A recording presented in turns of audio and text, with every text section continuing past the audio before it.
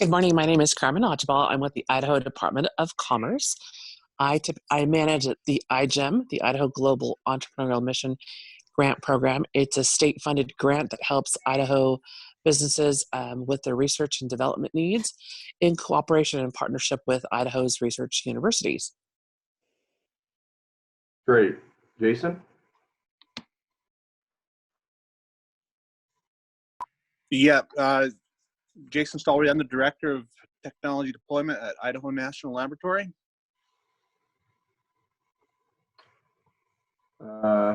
David? David Moore with the Idaho Tech Council. Jay?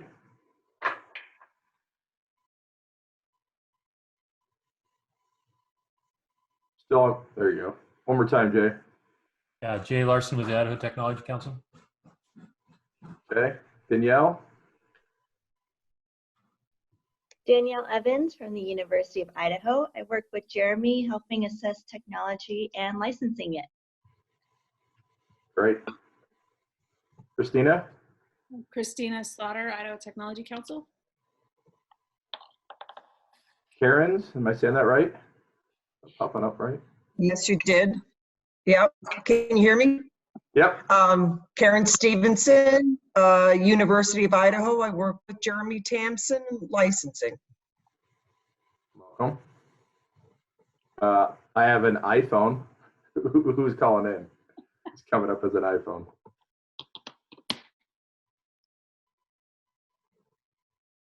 Jay, that's... I think that's me. I called in Yeah. twice That's so I could Jason. walk around. And who is that? That's Jason Stallworthy. Oh, okay. I got you. Okay, I see. Steve, how you Hey, doing, Matt. Steve? Good. How you doing? Good. Hey, we're kind of going around the room, going around the screen, just kind of introducing yourself and who you're with. You're up. Well, Steven Zeller with Zeller Kern Wealth Advisors. When we're a full-service wealth advisement firm that caters to business owners, helping them with pretty extensive planning, such as exit planning, value building, continuity planning, and so forth. My Right. nickname, Steve Areno. Yeah, I like got to put something on there. is it Ben? Or Benji. The Benji, okay. Yeah. Hi everyone, Benji Mellish with Sales and Marketing Manager with Altaris Homes. Welcome. Steve?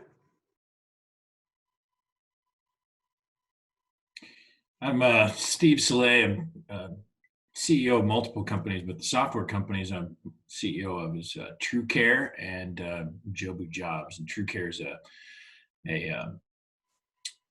personal,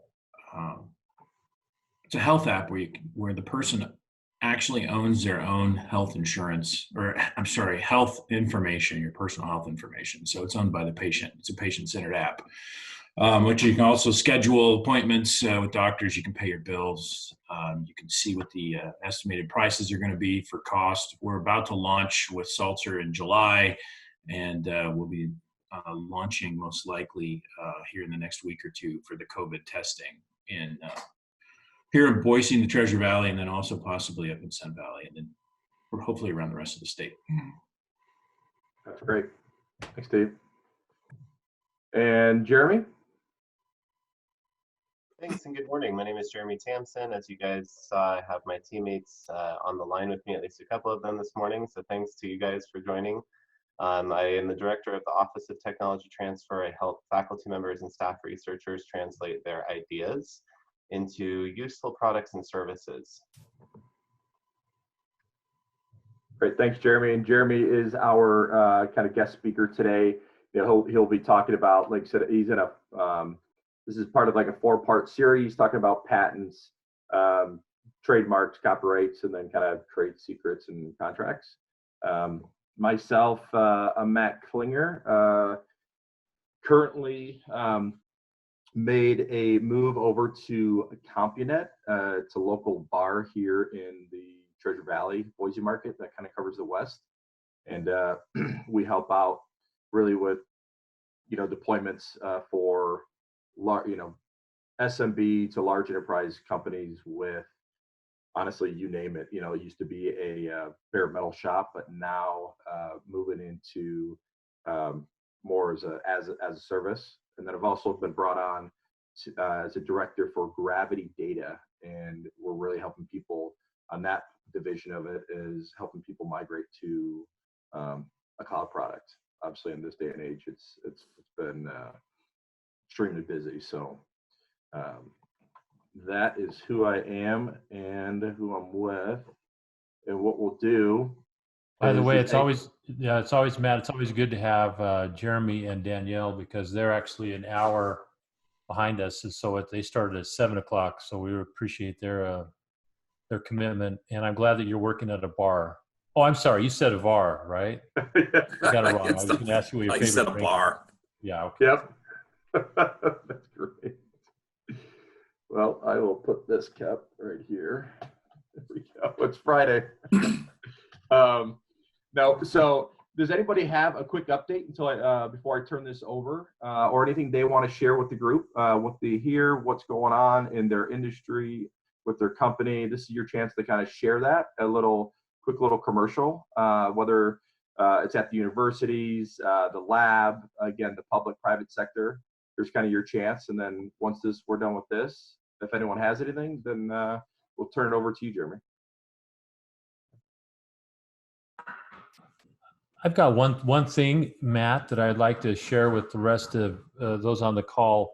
This year, we have the Hall of Fame event that's going to be on the 27th of October, and we're trying to plan for that normally, but it could be a virtual thing. So we have some backup plans that we've been working on.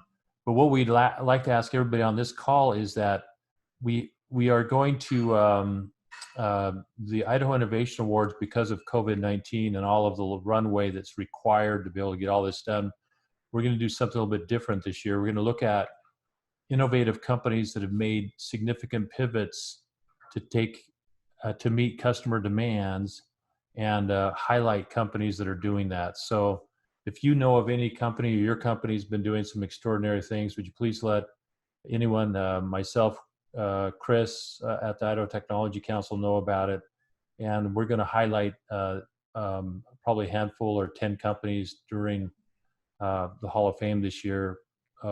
Again, companies that are doing extraordinary things to pivot to take care of their customers during this extraordinary time. So that's all I got, Matt. I think that's just a fabulous idea. Thanks, Jeremy. Thank you. That's necessity is such a Kickstarter for innovation in so many different ways, right? And I think right now people are seeing that need to shift their business focus, need to shift their business strategy, need to shift their product lineup. And I think that's driving actually a lot of innovation right now for people. And we're going to see that in a year and a half, when these patents that are being filed today and yesterday start to issue. Well, thanks, Jeremy. And I think that anybody that has any thoughts about, because I'm amazed. Yesterday, I was just talking on Innovation Matters with Intermountain 3D and Lynn Hoffman, and to be able to talk about how they were able to pivot and make these real respirators that are like some of the best that are on the marketplace right now, that are for specifically doctors and health care workers, and to be able to keep them safe in the hospitals. Anyway, there's so many wonderful things. So I'm excited to see what comes out of Idaho, because there are so many innovative, positive things that have taken place in response to COVID-19. So thanks. Good, thanks for that. All right, well then what we'll do is, and I apologize, Benji, I'm notorious for going over a little bit here. So we will start with you, Benji. Benji's the marketing manager over, like he said, at Alturas Homes. He'll be discussing kind of how, what they've done with COVID-19 and how they're utilizing technology for tours and, kind of in their business. So I'll turn over to you, Benji. Thanks, Matt. Hi, everyone. Happy Friday to you all. So we at Alturas Homes, we're a home builder, a spec home builder, where we're building anywhere between 140 houses this year. And our model really kind of did not revolve around pre-sales or custom building, and it was primarily building our specs and having people come and see the model homes and the homes that we're building and buy them. We weren't really set up to do a lot of virtual sales. And back in March, when all of a sudden everyone had to stay home, we were like, well, our customers are drying up. Our customers have all stopped coming to Boise or driving around and looking at our houses. And so I started getting, well, I started getting a little worried, but then I got creative and thought, well, how do I get home buyers who generally need to go touch and feel a house and see it, maybe see it under construction? How do I get that out to people? It was kind of interesting. I do have a team of maybe 7 people who work for me, and we just sat down and started just discussing ways that people consume information. Social media obviously is one of them. A lot of realtors out in the community still, are trying to share with their clients what's going on in home construction. And since we were considered or deemed an essential business, and the services that support it, we realized we had an opportunity to go out and video the progress of home construction. So we didn't actually have any, at the time that COVID-19 started to affect us, we only had one model home at the time that was completed. So if anyone wanted to see a house, that was the only house we had that was completed. And we had to kind of like hope that people could get the vision. I didn't have photos of new houses. I had all, photo similars of homes under construction. But we wanted to help people with the vision of what the house could look like. And so we started doing a few things. One of them is, if someone was looking at a house under construction, we wanted to be able to show them the progress. So houses that were in framing, or light fixtures were going in the house, we would go through and video, do a little video walkthrough and share it on our website and upload it to Instagrams with a specific, like, this is how the house is being progressing through construction. Additionally, we knew, so in our industry, in the real estate industry, virtual tours or 3D tours of houses, also known as Matterports, are pretty big, and we were selling houses fast enough that we didn't really need to do a Matterport. We just jumped on that and bought our own Matterport and started creating Matterports of finished houses over the weeks that we started completing them. We would stage them and then do the Matterports. And finally, we had one big house that I would say that was our parade home. We built a spec parade, and normally here during the Parade of Homes, which is just all the builders or many builders in the Treasure Valley, Boise area would build their showcase home, and we would let visitors walk through our houses through the month of April and May, and we'd get hundreds to 1,000 people through our house at any given time in a week.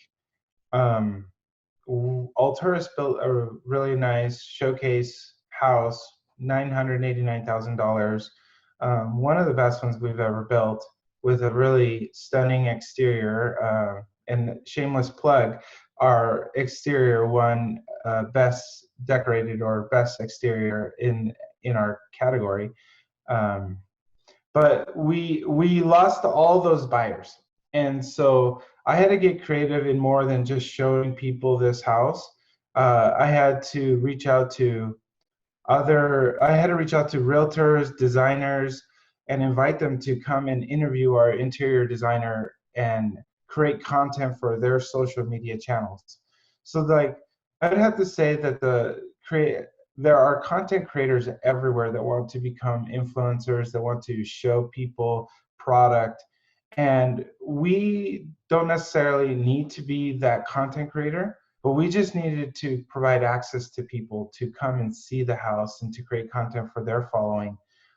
Granted, we have maybe between our designer and Alturas Homes Instagram account, we had about each over 4,000 followers. We knew that we had to reach a broader audience, so we reached out to some designers here in Boise that have way more followers, maybe 10, 15,000, and then have a reach in other markets. And so I think up to this point, even to today, through today, we had maybe up to 26 folks come through the house and just do Instagram tours and interview our designer to promote the house. And it's been really interesting because last week we had someone come in and say, I've seen your promotion, I've seen what you guys are doing. And they came in on Saturday to see the house. And all these showings were mostly by appointment. Some people walked in. She came in on Saturday, saw the house. On Sunday, brought her family back. And as of today, our parade house is under contract.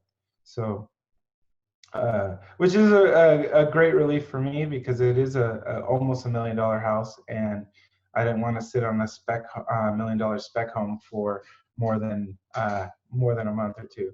But so I kind of painted just a quick picture of everything that, a few things that we did. Executing is really hard. Execution of ideas is where we tend to like get hung up on. And we had ideas to do remote entry self-showing locks that allowed anyone who wanted to see a house to come in and see the house, and they would be able to let themselves in.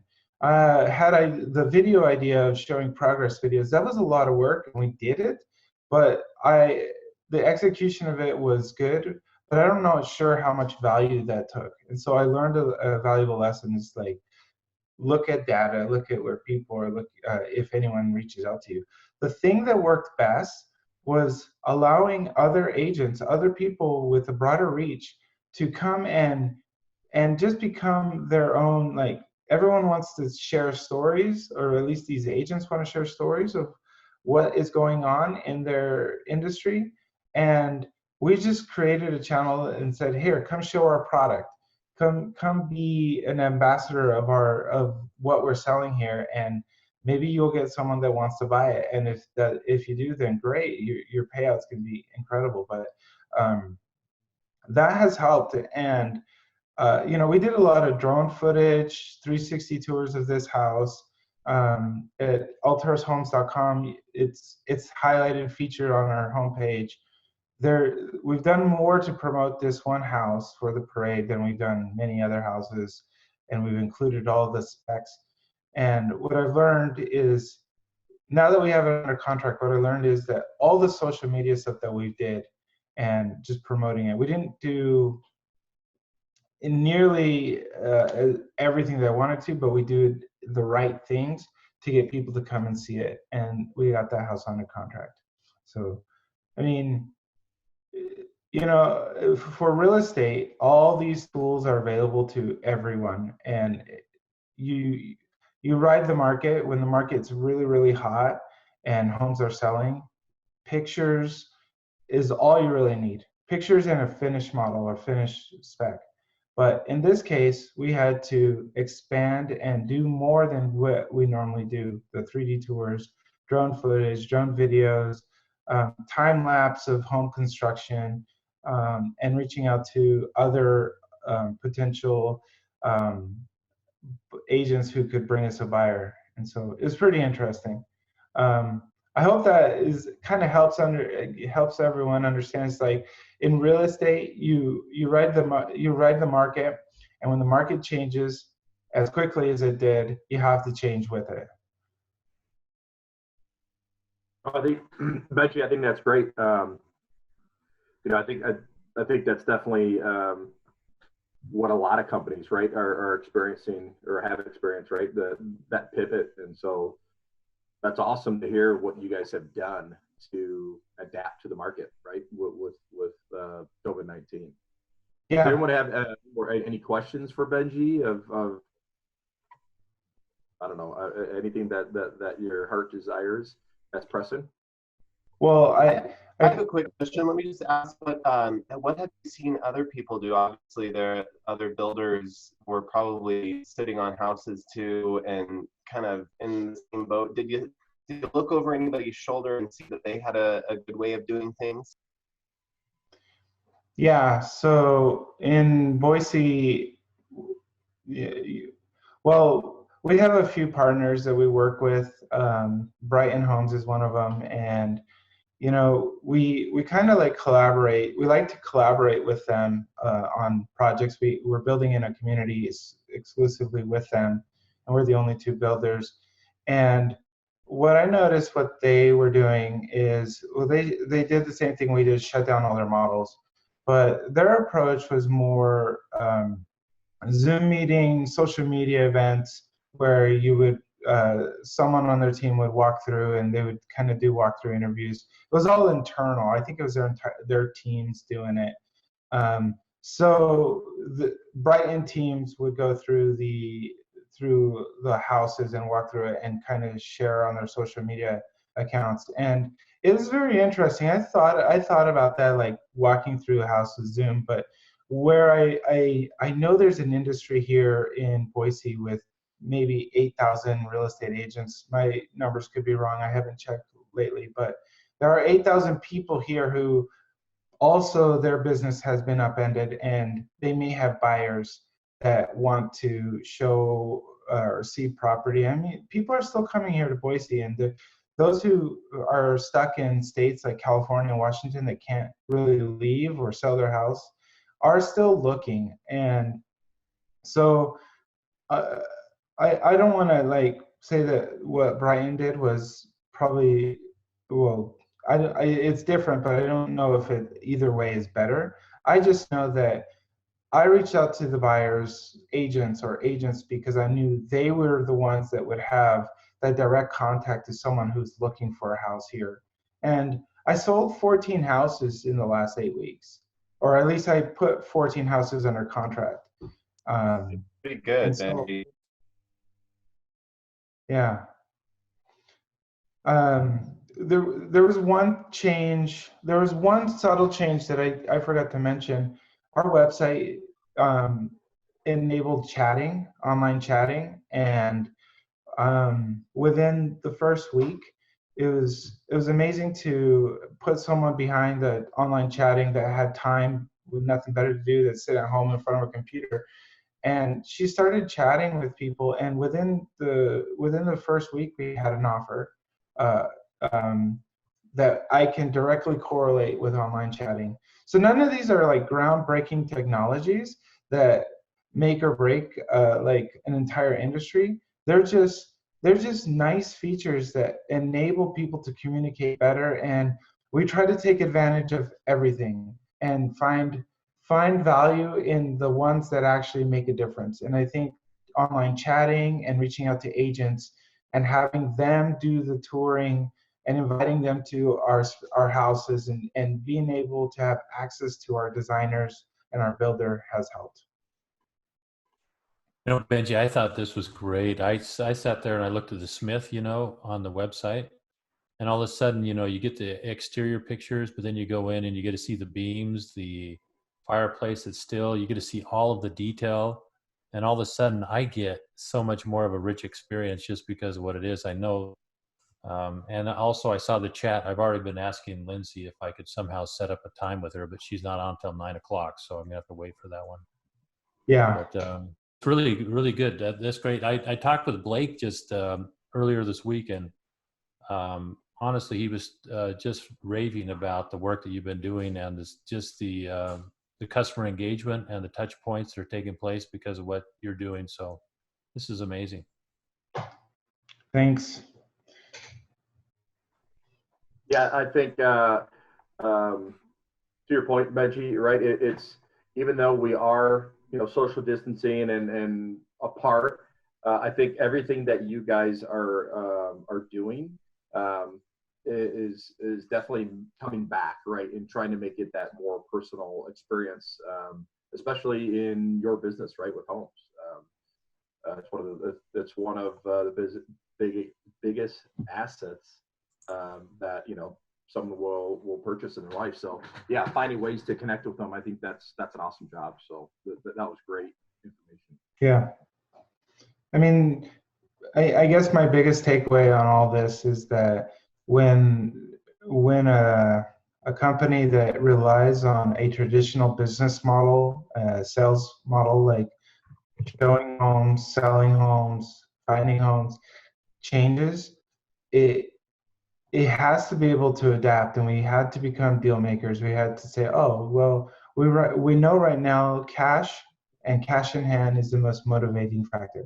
Everyone at this time wants to have cash in hand.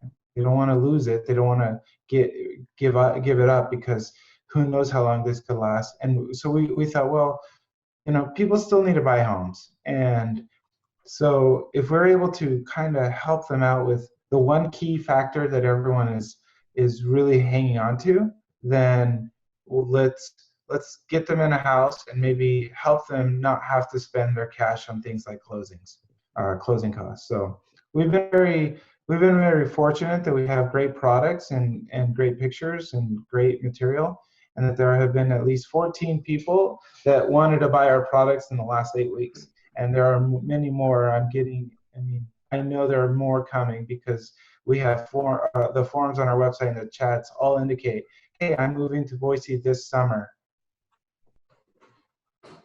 That's great. Hey, and feel free to share that link or any information with Christina, or put it on that group message, kind of on the right-hand side to find that chat. Feel free to plug anything in there for us to kind of go check out the website and check out any other information that you might have. So appreciate your time there. Before we jump over real quick, looked like Amy came onto the call. Welcome, Amy.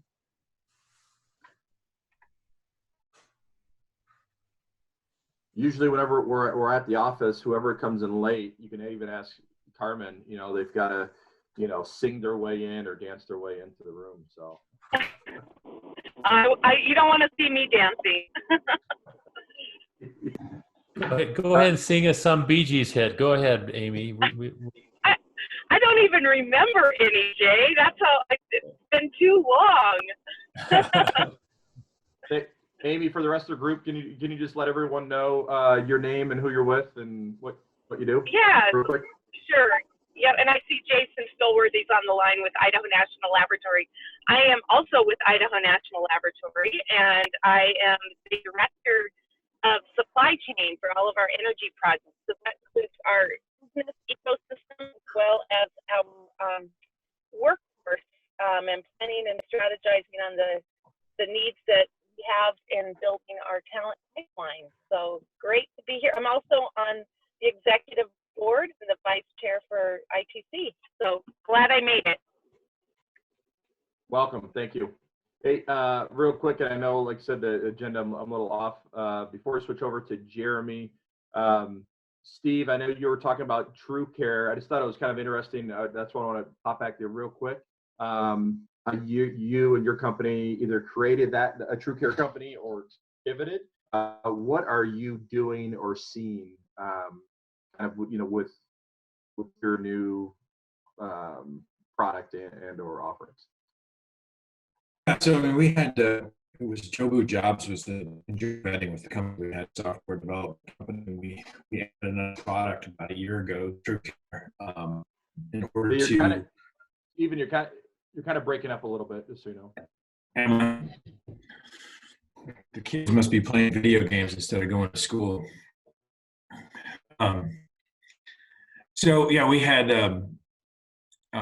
pivoted and added another product about a year ago called True Care, and that was the patient-centered app, because we saw a need in the market with healthcare of really allowing the patient to be enabled and empowered with what it is that they're experiencing when they go to the doctor. They don't know the cost. They don't know good scheduling. They can't take their information and from one doctor to another and have it consistent. You fill out a form every time you go to the doctor, and it's the same information over and over and over again. And we decided, I think we could put that into something that would allow the individual to control that. So if a doctor, it's got a provider back end, and they can use this as well for the scheduling and allow for payments of their bills. And so it really makes the scheduling and the coordination with the patient much easier. And on the front end, with the patient, they get to see all their history. They get to see all the visits. They get to see what comes back from the doctor. They can keep their medical history in there, their prescriptions.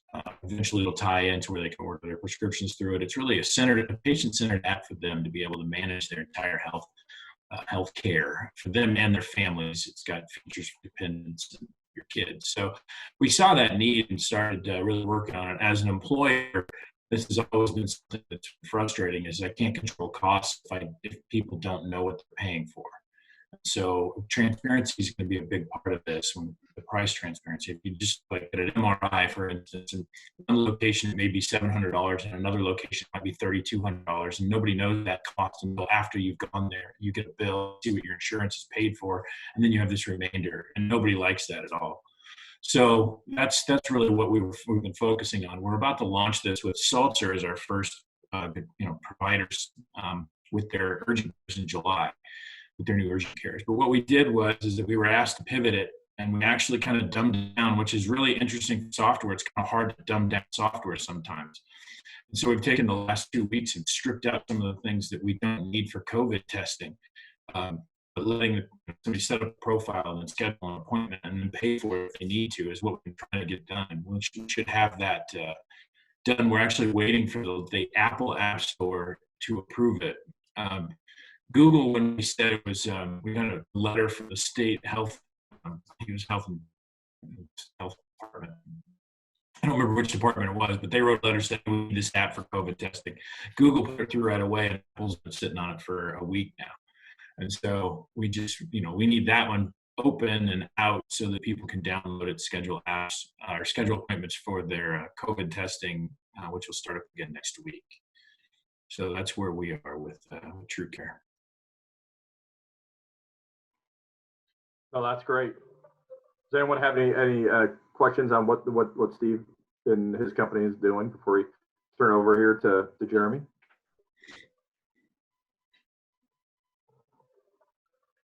I think, if not, I think that's a great segue. That's why I want to kind of plug you in there real quick. Turn over to Jeremy. Jeremy's with the University of Idaho. If you just joined or you joined late, he's going to be discussing kind of intellectual property and patents. And I thought it was pretty fitting as far as Jeremy. I know you'll kind of educate us on what you guys are doing at the university, but any advice or suggestions with or to Benji, right, with Alturas or Steve with some of their products and what they're doing on the IP side? And then again, I'm going to turn it over to you, and you can run with this however you want. Yeah, that's great. Thanks a lot for the segue. I appreciate it. I'm going to go ahead and just make sure everybody's muted, and I'll continue. Okay, so that's a great question, and Benji, I appreciated hearing, and Steve, I appreciated hearing about what you guys are doing. And at this point, as always, intellectual property is but one tool in your toolkit to help you build a moat around your product or service. Right? What you're trying to do by filing intellectual property and defending it is really erect additional hurdles for your competitors to do the same thing or something very like your product. And so, as many times as you have something that's innovative that qualifies for one of the protections that I'll talk about today, and then over the next 3 months through this 4-part series, you ought to speak with somebody. If you think you have something that's novel, if you think you have a trademark that's really good, if you think you have copyrightable software, these are the kinds of things that can add to that moat, that can add to the attractiveness of your business to an investor or to a potential collaborator or partner. right? So these are tools, and anybody can use these tools to improve their business position. And that's what I'm hoping to get people thinking about today. Interestingly, we've been busier than ever in my office since this has started. We have calendar year metrics. So our metrics we report on the calendar year rather than the fiscal year. We, by the end of March, already reported and we beat all of the metrics for the whole past calendar year. So we're already ahead of schedule even before this really hits. And then we've had a lot of researchers who are interested in seeing what they can do with the work that they've already done, perhaps, or work that's already underway and that they've had to shelve for the time being, because we've been able to open some research activities back up for folks, and some researchers have had to stay away from their activities. So, you know, I know it's a similar situation down at Idaho National Laboratory. I know it's a similar situation at our sister research institutions at across the state. And we're all just trying to do our best to innovate within this new space. So it's interesting to hear how people are pivoting. And I'm going to go ahead and start my slide deck. So the way I'm going to run this is I'm just going to do a quick and dirty about 30 minutes on the presentation, and then we'll go ahead and have questions afterwards. Please, you can enter your questions in the text box. You can use the participant list to raise your hand, or you can simply wait and we'll have time for questions and discussion at the end. So as I introduce myself, as I was introduced, my name is Thompson. I'm the director for the Office of Technology Transfer at the University of Idaho. And in that capacity, I help our faculty and staff researchers translate their ideas into products and services, and we use patenting as one of the tools to help us in that active dissemination. So what are we talking about when we talk about intellectual property? We're talking about intangible property that's established and recognized by law, with limited exceptions, allows you exclusive rights to use the intellectual property and allows you to obtain remedies for infringements of its rights by others. Okay, so in general, you know, the University of Idaho is here to improve the lives of Americans. We often use third parties to magnify the impact of our research, and that often leads to inventions and discoveries we patent protect, so we have a vehicle to allow others to use those rights. So those third parties also need incentive in order to invest and to exchange value for those innovations, and the patent allows those third parties exclusivity in those inventions or those discoveries. So that gives them the incentive that they need and the underpinning that they need to allow people to invest in their idea because it's protected. So in exchange, the University of Idaho will, you know, have an invention. We license commercial rights to a third party, and we will often, almost always, keep the right to innovate and educate using that intellectual property. And that allows us to keep our freedom to operate while also enabling third-party business to have freedom to operate using the idea in a commercial context. So in the context of university and college activities, when we talk about intellectual property, it's really a discussion about risk management, and it's also about the maximal ability of our institution to fulfill our mission to improve the lives of people, especially in America. And it really just allows third parties to assist us in driving the impact from our research investments. Oh, I got a duplicate slide and you guys got to see it twice. Lucky you. So broadly speaking, though, intellectual property is more important and patents are more important than even just allowing third parties freedom to operate. Patents are a very high form of dissemination, especially in today's modern world where people want to see their research put to work in the commercial setting or in the market. And so when we talk about publication at the university, often people will think first about their journal publication, but patenting is a fabulous type of publication, and it has all the features of other publications, but also has the feature that it adds commercial value. So patenting is a great form of publication and dissemination. That's in part why we engage in this activity at the university as well. Okay, so again, what we're talking about is a system for creating property around creations of the mind, such as inventions, literary and artistic works, designs and symbols, names and images used in commerce. Okay, used in commerce, that part is important. Only reason that you should protect intellectual property is if you intend to leverage it in commerce. Without that, your underpinning as an intellectual property owner will be you won't be standing on much. You won't have much to defend or enforce if your idea is not for fee. So intellectual property is protected in law, and it enables people to earn recognition or financial benefit from what they invent or create. And now the intellectual property system, by striking a balance between the interests of innovators and the wider public interest, it aims to foster an environment in which innovation and creativity can flourish. So this comes from the World Intellectual Property Organization, which, as we'll discuss later, is an important function for filing patents internationally. So these are the basic points that we're going to cover today in patenting. If I had to make a bullet list that should go on a note sheet, this is it. So patent rights encompass a class of property rights to protect novel, useful, and non-obvious inventions or uses for discoveries, okay? So when I say the word patent, you should hear me say the word monopoly, okay? A patent is a written monopoly that's granted by the government, and it's an exchange for public disclosure of your invention or your innovation, right? You give a trade-off. You say, hey, government, this is everything that you need. Hey, public, this is everything that you need to practice my invention or the use for this discovery. And you have to write that all up, and it gets published very broadly so that people can challenge you if they believe that they've invented it first. And that reward, that monopoly, is time limited. So that the inventor or the creator can go out and maximize the return from what they've created. And then once it's done, that information becomes part of the public domain through the patenting system. So written patent applications are comprised of two parts in general: the specification and the claims. The specification includes everything that needs to be in the room, all of the background references, all of the understanding in the field of science that's necessary to get to the point where your invention works. The claims are the part that you're claiming as new, that your subject matter is claiming new patent monopoly in this new area, and the claims are written out and they're numbered. Patents take a long time to issue and sometimes can command great expense depending on the complexity and the patent landscape of whatever innovation you're trying to protect. Provisional patent applications are a mechanism to keep yourself in line with the PTO, and patents, again, are just one tool to help you build a moat around your product or service.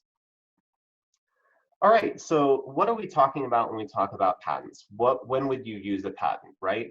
So what is patent eligible as described in federal law at 35 U.S.C. Section 101. I'm an attorney, so I have to say things like that when I give presentations. What you can patent is things that are machines, processes, articles of manufacture, or compositions of matter, okay? So think about that. What you cannot patent, or what does not qualify as patentable subject matter, oops, hey. Include discoveries, natural laws, scientific principles, natural phenomena, mathematics, abstract ideas, and ideas in general. You also cannot patent atomic weapons. Now, why would that be? Try to think in your mind why you might not be able to patent atomic weapons, right? It's a publication, right? We don't want to teach others how to build the bomb. Okay, so we don't allow patents on atomic weapons. Don't allow patents on naturally occurring things. You can't just find something and patent it because you haven't created it, you've merely discovered it. Now, if you find a useful application for that discovery, you can patent that application, but you cannot patent the discovery itself. You cannot patent anything encompassing a human being. Now, why is that, right? We don't want designer babies in the US, so we've excluded anything encompassing a human being. And importantly, you can't patent anything that has been publicly disclosed prior to application.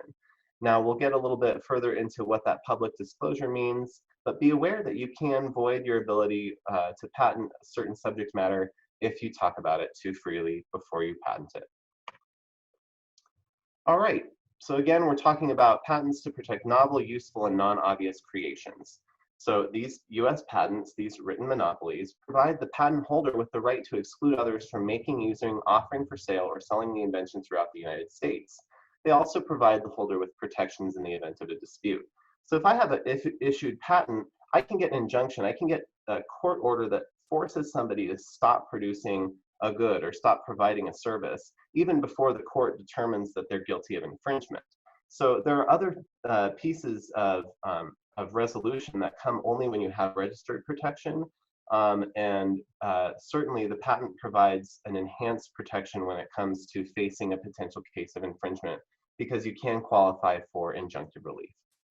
And you can also qualify for excess damages, you can qualify for fees, you can qualify for penalties, and it just opens up a lot more protection for you as well, because you're able to say, hey, I've got this stamp from the federal government that says I'm right and you're wrong, and you take that into a court of law, and that provides a pretty probative piece of evidence. So in general, the law presumes that the inventor is the owner, right? If I make something in my garage, I own what I invent in my garage.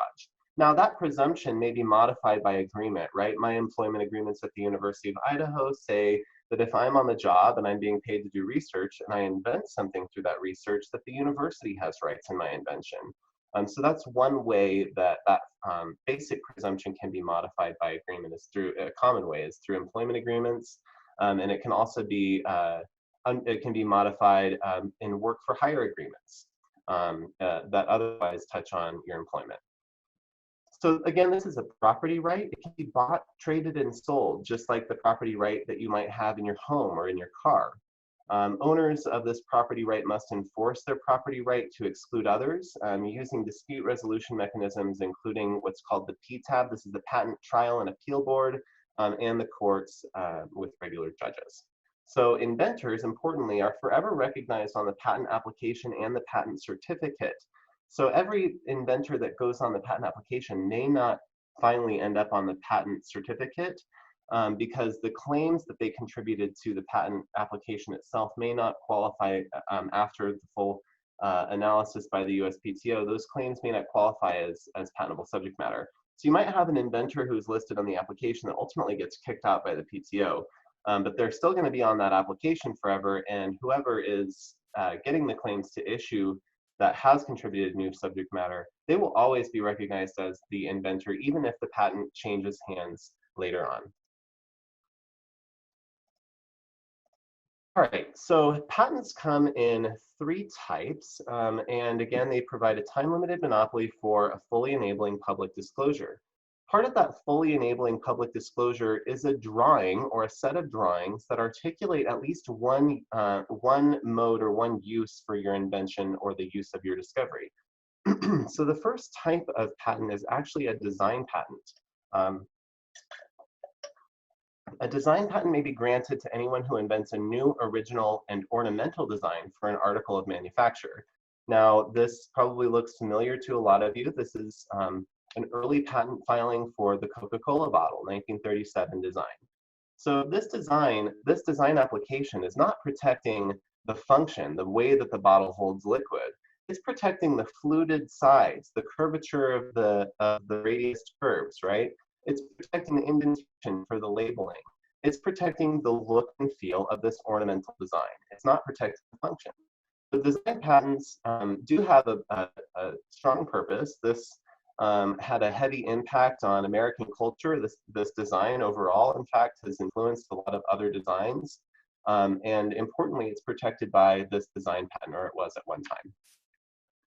We also have utility patents. So utility patents may be granted to anyone who invents or discovers any new and useful process, machine, article of manufacture, or composition of matter, or any new and useful improvement of any of those things. All right, so that's a pretty expansive list. And when people talk about patents, generally speaking, what they're trying to describe is utility patents that protect the actual concept of whatever invention or discovery you're articulating. Not the ornamental features, but the actual function, the utility of that design. So this picture provides a good example for several things, actually. So number one, the patent application, it does, like I said, require drawings. So this drawing shows one use of this invention. So this is a perforated toilet paper roll, patented in 1891. So this patent was also written to cover perforated wrapping paper. So if you had a department store, you might have a perforated wrapping roll, and you go and you wrap your packages one at a time. And this patent covered both of those things, both of those uses. Importantly, the patent can be used to protect not just one application of your invention, but it can protect multiple applications. The patent application drawings can actually also be used to resolve disputes themselves. The drawings themselves can be used as evidence. So in this instance, I don't know if anybody on the call lives with other people or has had roommates in the past where this has been the subject of a dispute. But the toilet paper roll clearly here, as shown in the original patent drawing, was intended to come up and over the top and down the front of the roll and not go down the back of the roll. So if that's ever, comes up in discussion in your household, you can say that you can assuredly know the intent of the original inventor, and that should help resolve the dispute. So importantly, utility patents can be used to protect synthetic DNA, synthetic structures of DNA. So if you modify DNA or if you construct DNA outright, and you can demonstrate that that DNA has some useful application, that can qualify as patentable subject matter in a utility patent application. And plants can also be patented. So plant patents are the final type of patent that we'll discuss. And these can be granted to anyone who invents or discovers and asexually reproduces any distinct and new variety of plant. So historically, plant variety protection certificates were used to create protection around plants that were developed for specific characteristics. Think the Honeycrisp apple or the Gala apple, right? Those are different apples, they're different varieties protected with different plant variety protection certificates.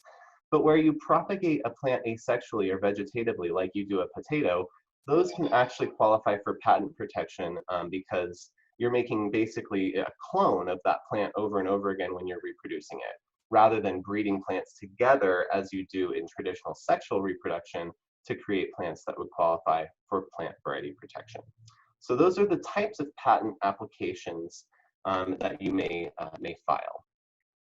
Okay, so we talked a little bit about public disclosure and that being a potential bar to your patent eligibility. So when we talk about public disclosure, anything that's non-confidential communication. So if you have a non-disclosure agreement with the company or a potential collaborator, you're not going to spoil the public disclosure requirement by having that communication because it's under controlled confidentiality. So this can include photos, this can include discussions, chats, texts, anything, any publication of any kind to another person that's not under confidentiality. So in the US, is really driven around innovation. We want the economy to be driven around innovation. So we allow people a year grace period from the time that they have that first public disclosure to go out and file patent protection. Now, you might be able to get a little bit of a grace period in Canada, maybe Japan, maybe Australia, but you're running risk by that point if you're basically describing your invention and you don't have it protected yet. So there is a little bit of a grace period. It's possible you're not completely out of the water if you have a public disclosure, but you really got to watch how you publicly disclose things if you intend to file patent protection. An enabling disclosure now, this is a requirement in the same section of the law that the patent application eligibility comes from. And this is basically saying that the patent application has to fully describe how to practice your invention. It's got to have everything in the specification that's required for it to work before you get to the part that's new.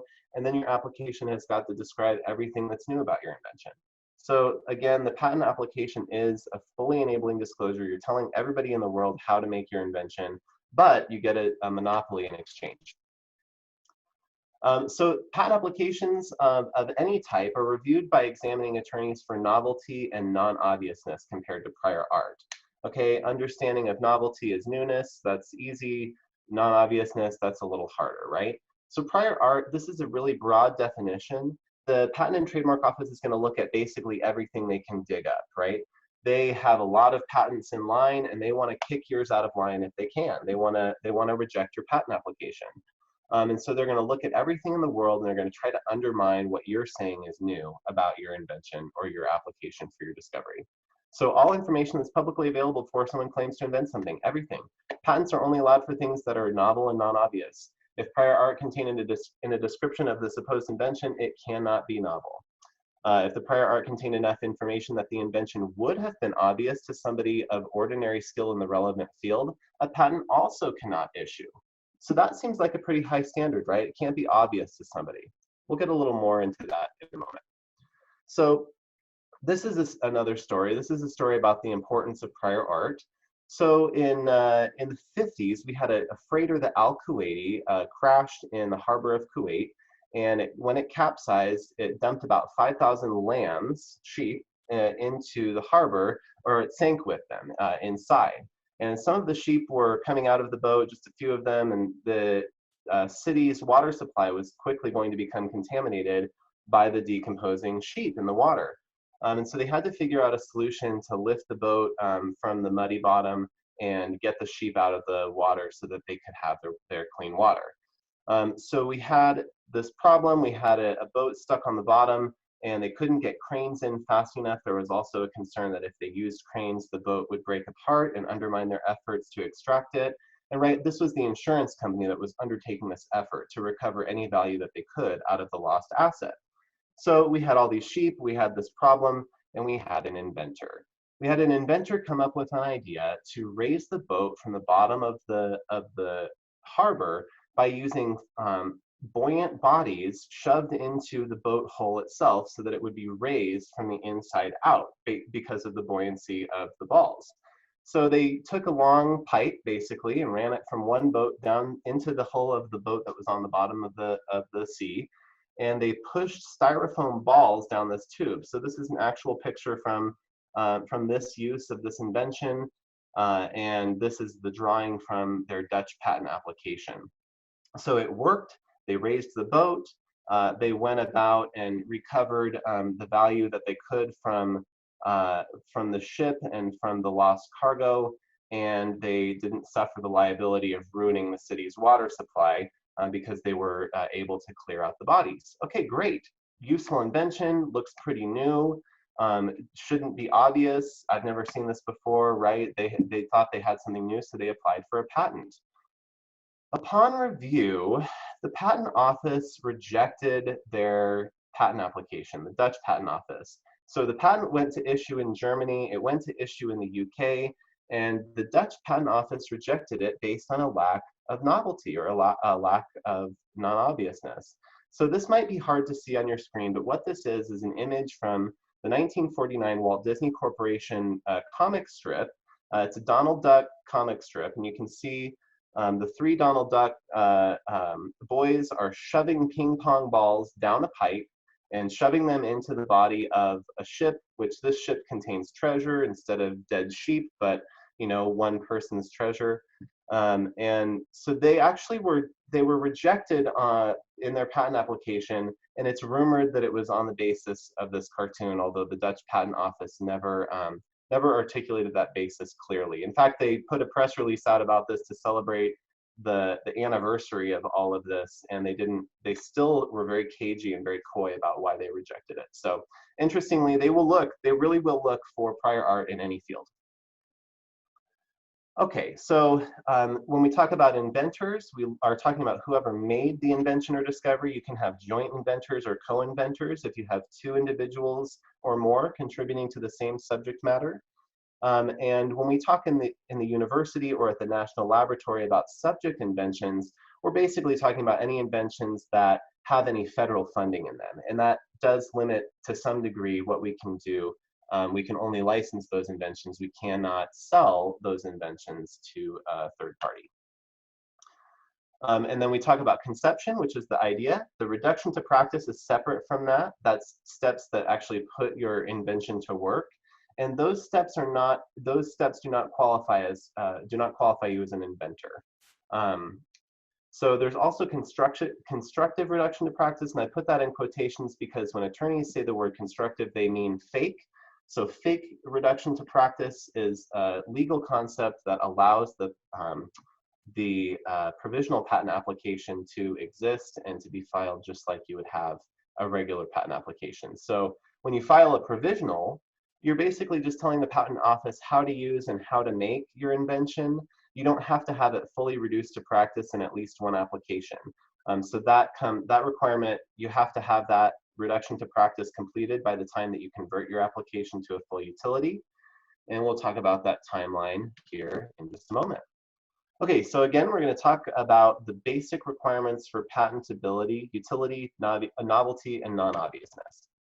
First, utility.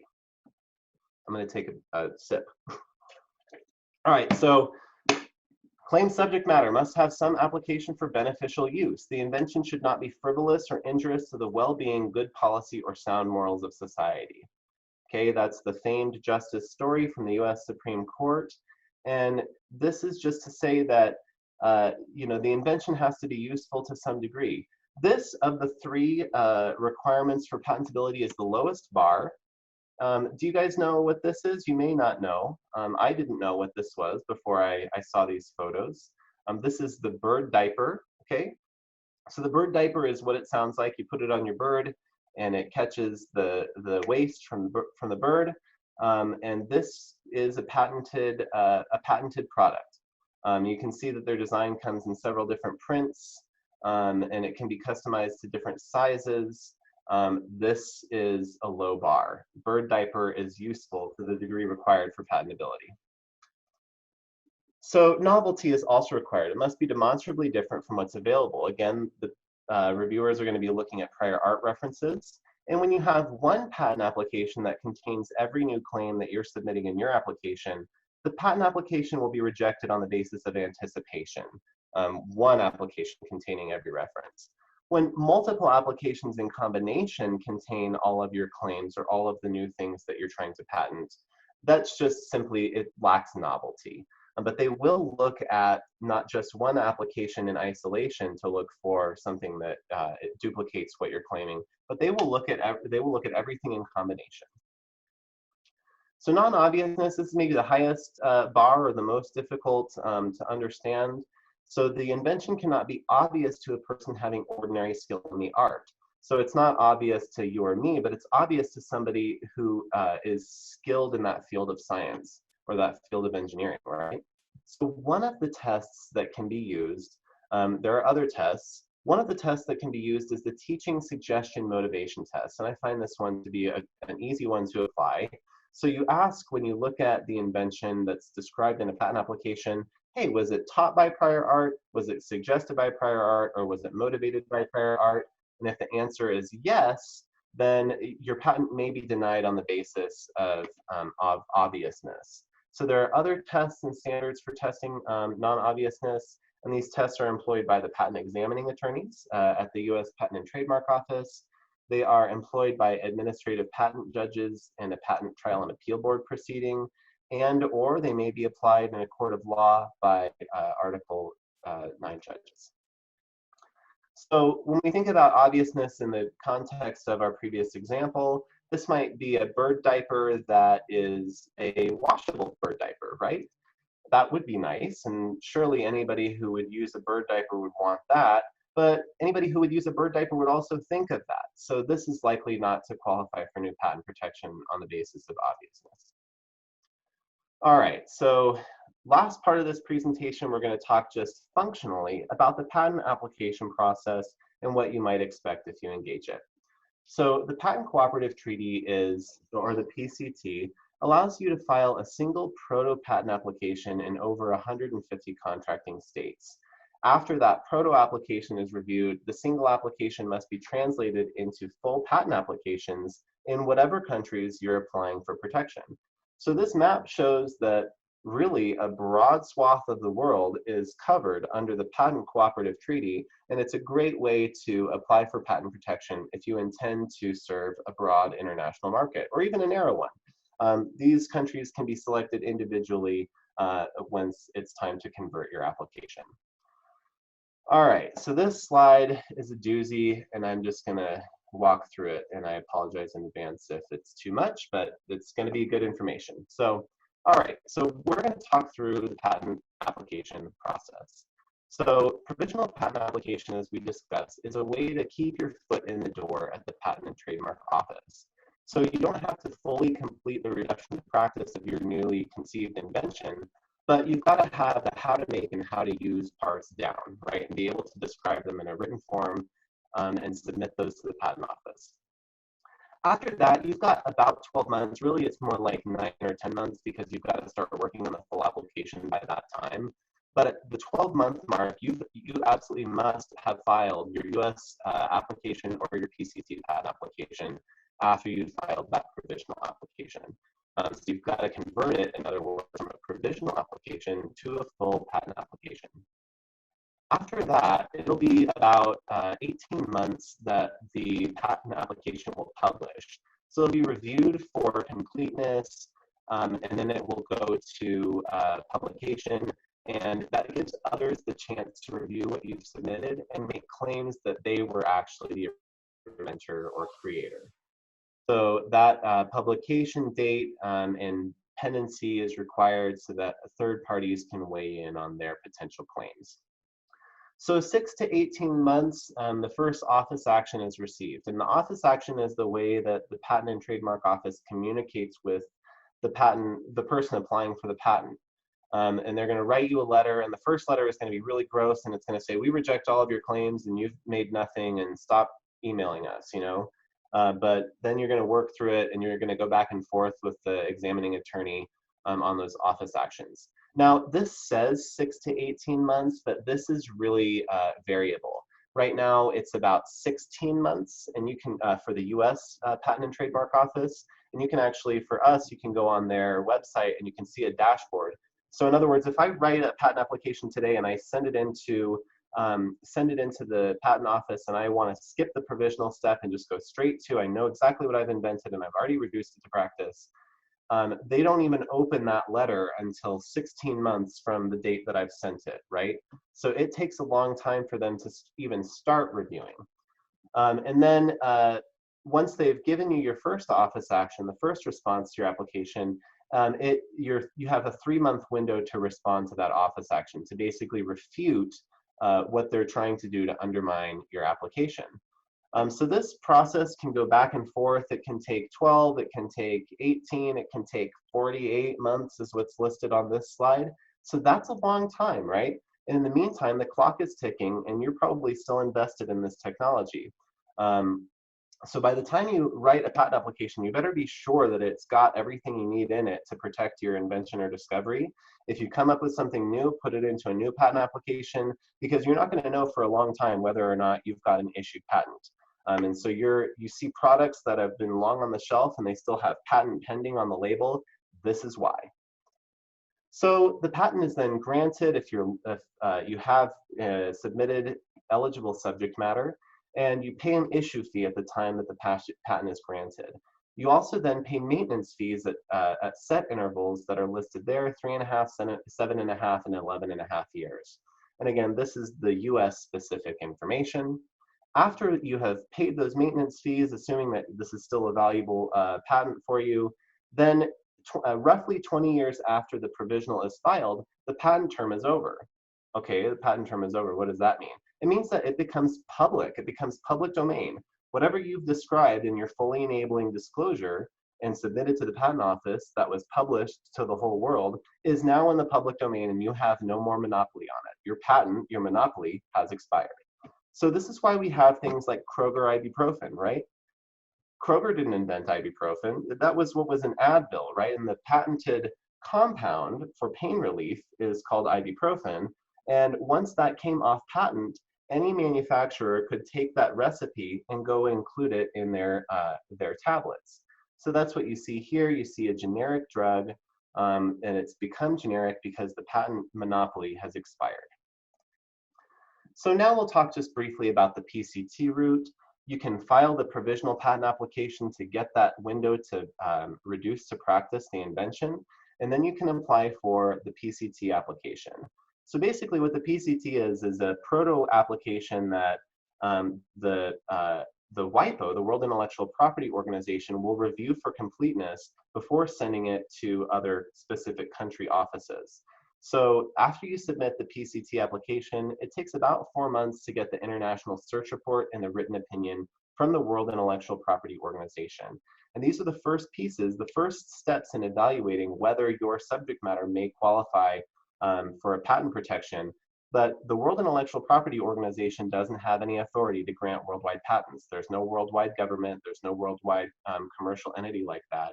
So the WIPO just does a completeness review, and then you've got 14 months to elect areas for the national phase filing.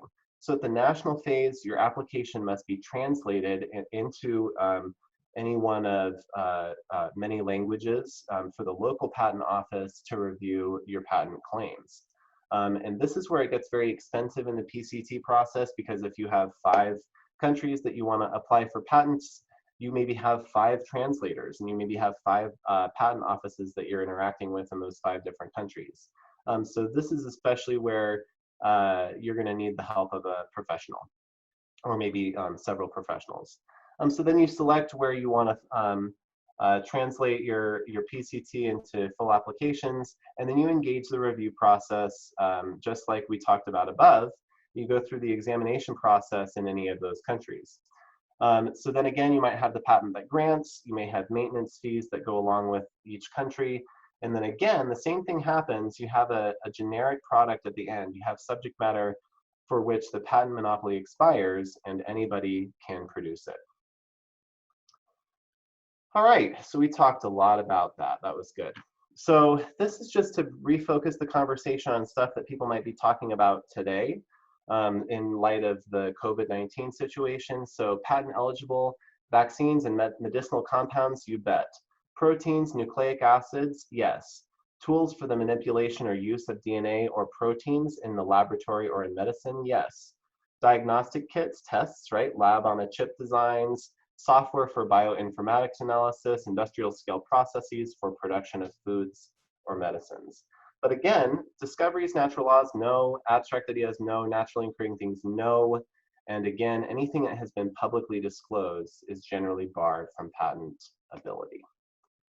Okay, you guys, so now we have time set aside for questions. I'm going to kill the screen share so that we can see each other again.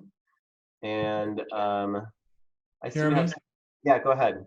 What's the, it's always fun to be able to look at that whole process flow that you had. Yeah, sure. But on that one, what is the, I mean, if I'm gonna, how expensive is it to file patents, that provisional all the way through the final patent round? So it can take a lot of investment, right? So if you're going the US route, and you have something that's really clearly novel, really clearly non-obvious, and you've got a good patent agent or a good patent attorney that's filing for you, you can get through it in maybe $30,000 on the very low end. And if you have a multi-year examination process with any one of the national patent and trademark offices, you're going to magnify that by each year, basically, that you're paying the professional to respond to the office actions. You may have to pay an expert to review the prior art references that they're sharing with you. I mean, it can be complicated, and it can cost over $150,000 sometimes just to get the one national application through. And then the PCT, as I indicated, that can get expensive even more quickly, because basically you're multiplying the expense and the time investment by across several patent offices in different places. And those patent offices are going to have slightly different requirements for patentability, right? I was reading out of 35 USC 101. That's a US law. It doesn't affect what France or what the UK is going to issue, or what they're necessarily looking at in their jurisprudence under these applications. So it can be expensive, and it can be time consuming. And so it's really important to have a strategy about how you're going to use this tool to help you build a moat, and not let this whole process become a liability for you. Thank you. A question in relation to artwork.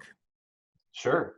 So can an artist recreate or paint a celebrity and okay.